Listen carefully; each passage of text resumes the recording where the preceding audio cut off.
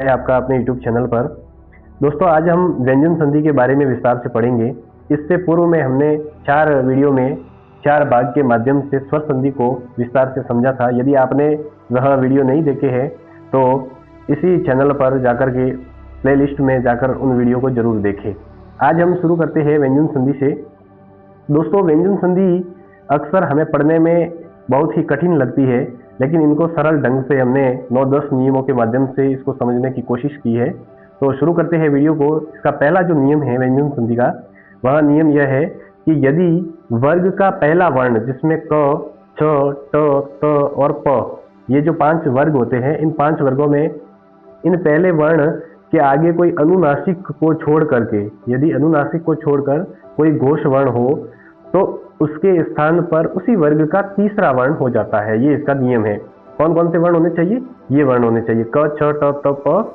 ये वर्ण प्लस से पहले हो, और यदि प्लस के बाद में अनुनासिक को छोड़ करके, अनुनासिक कहते हैं हर वर्ग का 5वां जो अक्षर होता है उसको अनुनासिक कहा जाता है। जैसे कि क वर्ग का है तो ङ, ये अनुनासिक है। छ वर्ग का य है। इस प्रकार से जो अनुनासिक है उनको छोड़कर यदि कोई घोष वर्ण हो तो उसके स्थान पर, उस घोष वर्ण के स्थान पर तीसरा वर्ण का आदेश हो जाता है। ये व्यंजन संधि का पहला नियम है। जैसे कि हम उदाहरण के माध्यम से इसको समझते हैं। दिक क, इस क अलंत में ये पहला वर्ण आ गया, क अलंत। दिक धन गज, जब दिक और गज ये 2 शब्द मिलते हैं तो इस क का आधा ग बन जाता है, दिग्गज शब्द बन जाता है। ठीक इसी प्रकार से वाक, इसमें क अलंत है और वाक प्लस ईश, इन 2 शब्दों के मिलने से वागीश शब्द बन गया है। तो दोस्तों देखिए, इसमें अनुनासिक को छोड़ करके कोई घोष वर्ण आया है तो स्वर जो है, सभी स्वर वो घोष होते हैं। ये एक बात आप नोट कर ले, सभी स्वर क्या होते हैं? घोष होते हैं। तो यहाँ पर स्वर आया है ई, वाक धन ई बराबर क्या हो गया? वागीश। इसी प्रकार से अप धन ज बराबर अब्ज शब्द बन गया। ये प है, इस प का तीसरा वर्ण ब हो गया है, इसी वर्ग का तीसरा हो जाता है, उसी वर्ग का तीसरा अभी जो हमने देखा।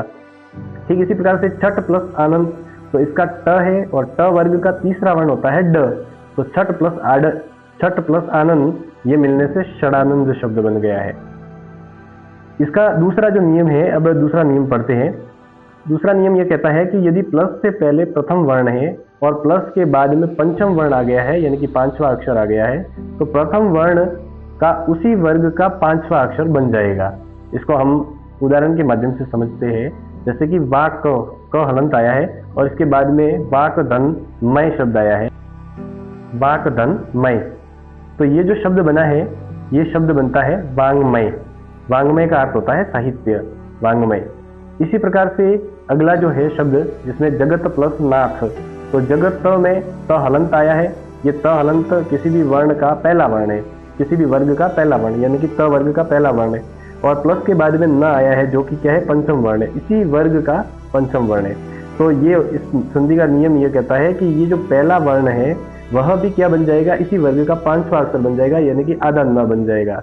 तो ये शब्द बन गया जगन्नाथ, ये आधा न बीच में आ गया। इसी प्रकार से अगला जो नियम है, तीसरा नियम, वह तीसरा नियम ये कहता है कि यदि प्लस से पहले त वर्ण है और प्लस के बाद में कोई स्वर आ गया तो इस त वर्ण का क्या बन जाएगा? द बन जाएगा, यानी कि त का क्या बन जाएगा? द बन जाएगा। इसका उदाहरण है सत धन आनंद, तो त अलंत है, इस त अलंत का क्या बन गया? द बन गया है, तो ये सत धन आनंद मिलने से सदानंद शब्द बन गया है।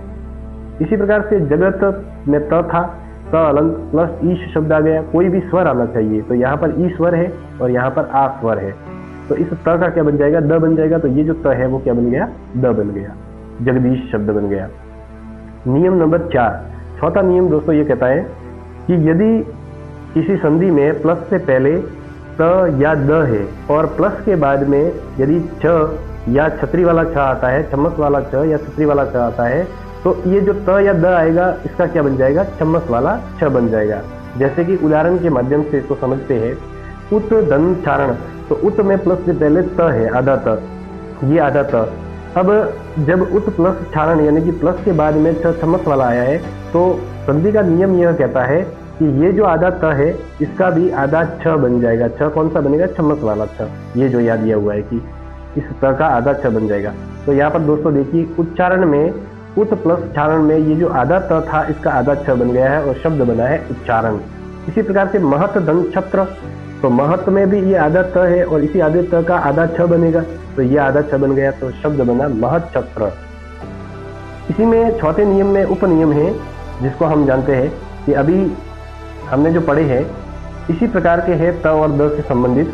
और वह नियम यह है कि यदि प्लस से पहले त और द है और प्लस के बाद में ज जहाज वाला और ज झंडा वाला है, तो ये जो त या द आता है इसका क्या बन जाएगा, ज बन जाएगा, और ज जहाज वाला बनेगा आधा ज, क्योंकि ये त और द आधा है। आधे वर्ण की जगह आधा वर्ण आता है, और यदि पूरा वर्ण हो तो उसका संधि विच्छेद होने के बाद में भी पूरा वर्ण ही आता है।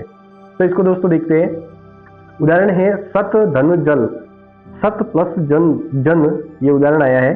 तो इस उदाहरण में हम देखते हैं कि प्लस से पहले आधा त है और प्लस के बाद में ज है। नियम यही कहता है कि प्लस से पहले यदि आधा त है और प्लस के बाद में ज है तो इस आधे त का आधा ज बन जाएगा। तो यहाँ पर दोस्तों देखिए सत प्लस जन शब्द मिलकर के बनता है सज्जन, ये आधा ज और आ गया, सज्जन शब्द बन गया। इसी प्रकार से विपद द, ये द हलंत है, ये द हलंत था। प्लस जाल, प्लस के बाद में ये ज आ गया, तो इसका जब शब्द बनता है तो विपज्ज जाल बन जाता है। ये इंपॉर्टेंट है दोस्तों, ऐसे प्रश्न अक्सर परीक्षा में पूछे जाते हैं। तो ये शब्द बन गया विपज्ज जाल, ये आधा द था, इस आधे द का आधा ज बन गया, विपज्ज जाल शब्द बन गया। अब अगला इसी का चौथे नियम का ही उपनियम है दोस्तों। कहीं कहीं पुस्तकों में आपको ये अलग अलग नियम दिए जाएंगे, लेकिन मैंने आपकी सुविधा के लिए इनको एक ही नियम के उपनियमों में लाया है, क्योंकि ये तीनों ही नियम जो है वो त और द से संबंधित थे, इसलिए मैंने आपको समझने की दृष्टि से सुविधा हो, इस वजह से मैंने इसको चौथे नियम के उपनियम में रखा है। हाँ, तो इसका तीसरा उपनियम है दोस्तों कि त या द, यानी कि प्लस से पहले यदि त या द हो और प्लस के बाद में ल वर्ण आ जाए, केवल ल वर्ण, तो ये जो त या द जो भी पहले वर्ण आया है इसका भी क्या बन जाएगा, आधा ल बन जाएगा। तो इसका उदाहरण देखते हैं दोस्तों। उत धन लेख, उत में त वर्ण आया है आधा त और प्लस के बाद में ल वर्ण आया है, उत प्लस लेख। तो ये नियम यह कहता है कि यदि आधा त आया है प्लस से पहले और प्लस के बाद में यदि ल आया है, तो जब संधि होगी तो ये आधा त है वो आधा ल बन जाएगा। तो यहाँ पर देखिए दोस्तों, उत प्लस लेख, ये जो आधा त था इसका आधा ल बन गया है और शब्द बना उल्लेख। इसी प्रकार से विद्युत त में भी यहाँ हलंत है, विद्युत धन लता, इसमें हलंत लगा ले दोस्तों। तो ये शब्द जो है वो बनता है विद्युल लता। ये भी शब्द इंपॉर्टेंट है, ऐसे शब्द अक्सर परीक्षा में आते रहते हैं। यहाँ पर जो आधा त था उसका आधा ल बन गया है।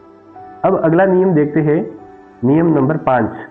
पांचवा नियम क्या कहता है दोस्तों, देखिए कि यदि प्लस से पहले त या द है और प्लस के बाद में यदि श शलजम वाला है, जिसको हम शंकर वाला श भी कहते हैं, तो जब इसकी संधि बनती है तो ये त या द है, इसका तो बन जाता है छ चम्मच वाला आधा छ, और ये जो श है शलजम वाला, इसका बन जाता है आधा छतरी वाला श। अगर ये पूरा है तो पूरा वर्ण बनेगा, यदि आधा है तो आधा बनेगा। अब यहाँ देखते हैं दोस्तों कि कुल मिलाकर इसमें यह है कि जब ये दोनों ही वर्ण मिलते हैं तो ये छ छ इस प्रकार का वर्ण बन जाते हैं।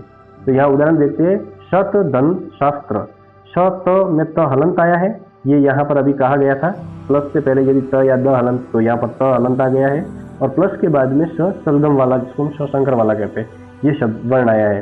तो यहाँ पर आधे त का तो आधा छ बन जाएगा, और ये जो शलगम वाला श आया है इसका छतरी वाला छ बन जाएगा। इससे ये शब्द बनेगा सच्छास्त्र। अगला नियम देखते हैं दोस्तों।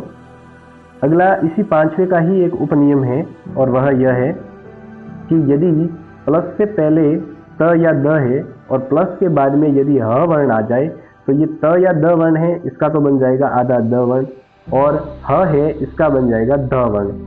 तो इसका मतलब ये है कि आधा द और ध वर्ण बनेगा। अब यहाँ उदाहरण देखते हैं। उदाहरण में है उत, यहाँ पे त हलंत आ गया है। ये नियम भी यही कह रहा है कि त हलंत आएगा प्लस से पहले, और प्लस के बाद में यदि ह आ रहा है तो यहाँ पर इस त का तो बन जाएगा आधा द और ह का बन जाएगा ध। तो ये इस प्रकार से जो शब्द बना है वो शब्द उद्धार है। इसका जो मानकीकरण रूप है वो इस प्रकार से है उद्धार, और शुद्धिकरण रूप उद्धार ये है। इसमें उ आधा द और धा र, इस प्रकार से शब्द बनता है। ठीक इसी तरह से अगला उदाहरण है पद्धति, जिसमें प त हलंत है प्लस से पहले और प्लस के बाद में ह आया हुआ है, तो त हलंत का आधा द बन जाएगा, ये आधा द बन गया है, और ह का बन जाएगा द। तो ये शब्द बन गया पद्धति। हाँ तो दोस्तों ये पांचवें नियम का दूसरा उप नियम था। अब हम इसके बाद में एक अगला देखते हैं, तीसरा उप नियम है इसी पांचवें नियम का, और वह यह है कि यदि प्लस से पहले कोई स्वर आ जाए और प्लस के बाद में यदि छ छतरी वाला आ जाए तो यहाँ पर छ का आगम हो जाता है। आगम का अर्थ यह होता है कि छ आ जाता है, स्वतः ही आ जाता है छ चम्मच वाला। तो यहाँ पर हम उदाहरण देखते हैं, प्लस से पहले ये आ आया है और आ क्या है, स्वर है, और प्लस के बाद में छादन शब्द आया है, छादन में छ छतरी वाला छ है। तो आ प्लस छादन ये दोनों ही मिलने से छ का आगम हो जाएगा, यानी कि छ स्वतः ही आ जाएगा। तो यहाँ पर दोस्तों ये छ चम्मच वाला आधा छ आ गया है और ये इसका आगम हुआ है, स्वतः ही आ गया है। ठीक इसी तरह से परि प्लस छेद, जब इन शब्दों का मेल होता है तो यहाँ भी छ का आगम होता है। तो यहाँ ये छ चम्मच वाला आया है, आधा छ, और ये शब्द बना है परिच्छेद। तो आज के लिए दोस्तों इतना ही। आज हमने व्यंजन संधि के 5 नियम पढ़े हैं। अगले वीडियो में हम छठे नियम से पढ़ेंगे और छठे से लगा करके 9वें तक हम नियम देखेंगे। धन्यवाद दोस्तों, बने रहिए हमारे साथ में। यदि वीडियो में आपको किसी भी प्रकार का कोई नियम या टॉपिक समझ में नहीं आता है तो कमेंट करके जरूर बताएं। धन्यवाद। जय हिंद, जय भारत।